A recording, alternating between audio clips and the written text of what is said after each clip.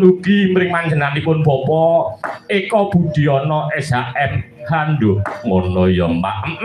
Pinangka dadi ya kuwi mau Mbah Honder ana ing Sidorejo.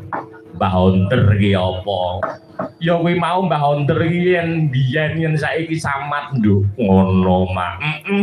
Lan matur nuwun sembah nuwun kunjuk mring ngarsanipun para kadang-kadang muspika nduk ngono ya Mak. Iya. Datan kantun matur sembah nuwun mring ngarsanipun Dan Posaramil ingkang wonten ing Sidorejo. Weh ngono. Pak Kapolsek Laosan sembah nuwun. Iya, Pak Dan Rambil matur nuwun. Matur nuwun sembah kula kunjuk lan ugi bekti kula kunjuk mring ngarsanipun para Demang Sekecamatan Sidorejo nduk ngono ya Mbak. Kabeh padha tepung, kabeh padha nyedulur nak karo awake dhewe Demang sak Kecamatan Sidorejo iki nduk ngono Mak. Iya. Sembah nuwun takdim sungkem kula kunjuk mring ngarsanipun para punden-punden kula. Weh ngono. Ingkang kepareng rawuh ingkang boten saged kawula sebataken setunggal mbaka setunggal. Matur sembah nuwun ya Mbak. Rikalungguhan iki ya kuwi mau kajaba sosialisasi ya kuwi mau komunitas informasi masyarakat ya kuwi mau ingkang menuju mitra pemerintah daerah dalam penyebaran informasi nduk ngono sing disingkat IM ya Mbak. Iya. Sebagai jembatan komunikasi dari pemerintah kepada masyarakat maupun sebaliknya. Weh ngono. Terminal informasi bagi masyarakat desa dan kelurahan atau sebagai penggerak literasi digital masyarakat desa nduk. Pinangka dadi wajah pemberdayaan masyarakat ya Mak.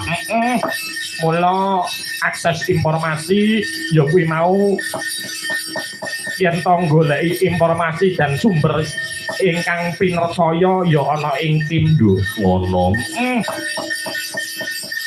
Kajaba kuwi ya kuwi mau ngutamakake diskusi utawa musyawarah kanggo membahas marang informasi ya Mak.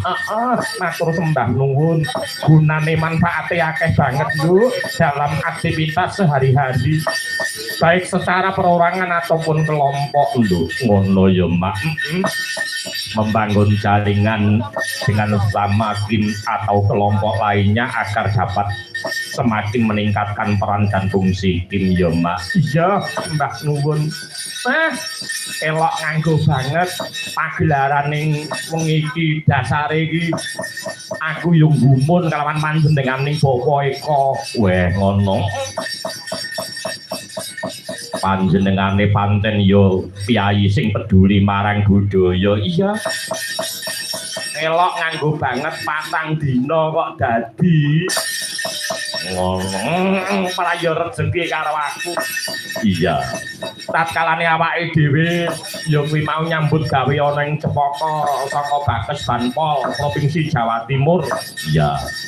Kuwi lagi calang iki nduk. Ngono. Terus mambengi ya kaya mangkono ana ing Madiun bablas rene iki terus mengko bablas meneh ana ing Ngiliran nduk. Ngono Ngiliran Kecamatan Manekan. Terus bablas ning Sukawidi. Wah iya terus nang Jabung. Ya. Mbah nuwun sing tanpa upama. Syukur kunjuk mring ngarsaning Gusti Widyawati 1 2 3 4 berdiri. Yo, seperti yo.